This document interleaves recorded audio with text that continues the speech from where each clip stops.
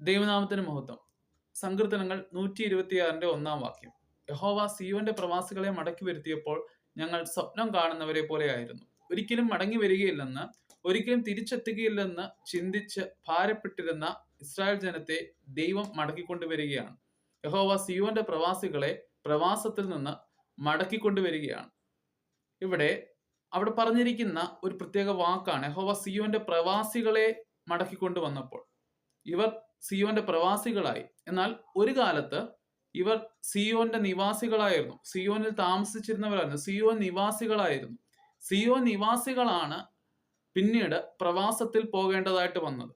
അങ്ങനെ സിയോൻ നിവാസികളായി പിന്നീട് പ്രവാസത്തിലേക്ക് പോകേണ്ടി വന്ന പ്രവാസികളെ, ഈ സിയോൻ നിവാസികളെ ദൈവം മടക്കിക്കൊണ്ടുവരികയാണ്. പ്രവാസത്തിൽ പോയവരെ മടക്കിക്കൊണ്ടുവരികയാണ്. ഇവിടെ നമുക്ക് മനസ്സിലാക്കേണ്ട ഒരു ആത്മീയ അർത്ഥമുണ്ട്. സിയോനിൽ താമസിക്കേണ്ട സിയോൻ നിവാസികൾ പ്രവാസത്തിൽ പോയെങ്കിലും ദൈവം അവരെ മടക്കിക്കൊണ്ട് വന്നുവെന്ന് പറയുമ്പോൾ ആത്മീയ അർത്ഥം ഇപ്രകാരമാണ്: നിങ്ങൾ സിയോന്റെ നിവാസിയാണോ? സിയോന്റെ നിവാസികളാണെങ്കിൽ എന്നും പ്രവാസത്തിൽ കിടക്കാൻ ദൈവം അനുവദിക്കത്തില്ല.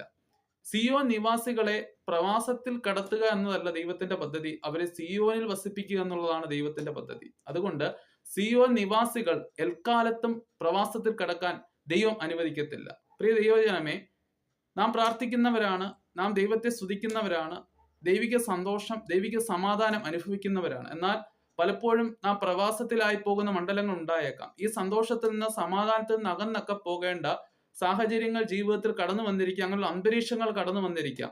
എങ്കിലും ദൈവത്തിന്റെ ആത്മാവിന് ഇന്ന് പകലിൽ നമ്മോട് പറയാനുള്ളത്, നാം എന്നും പ്രവാസത്തിൽ കടക്കാൻ, എന്നും ആത്മീയമായിട്ടുള്ള അന്തരീക്ഷത്തിൽ കടക്കാൻ ദൈവം അനുവദിക്കത്തില്ല. നമ്മെ മടക്കിക്കൊണ്ടുവരുന്നവനാണ് ദൈവം. സിയോൻ നിവാസികളെ എന്നും പ്രവാസികളാക്കാൻ ഒരു ശത്രുവിനും കഴിയത്തില്ല. ദൈവം മടക്കിക്കൊണ്ടുവരും. ദൈവം ഇന്ന് പകലിൽ നമ്മെ മടക്കിക്കൊണ്ടുവരുമെന്ന് പൂർണ്ണമായിട്ട് വിശ്വസിക്കുക. നാം സ്വപ്നം കാണാത്ത രീതിയിൽ ദൈവത്തിന്റെ അത്ഭുതകരമായിട്ടുള്ള പ്രവർത്തികൾ വെളിപ്പെടും. അതുകൊണ്ട് പൂർണ്ണമായി വിശ്വസിക്കൂ. സിയോന്റെ നിവാസികൾ എന്നും പ്രവാസത്തിലായിരിക്കുകയില്ല. അവരെ മടക്കിക്കൊണ്ടുവരുന്ന ഒരു ദൈവമുണ്ട്. ഈ വചനങ്ങളാൽ ദൈവം നമ്മെ അനുഗ്രഹിക്കുമാറാകട്ടെ. God bless you.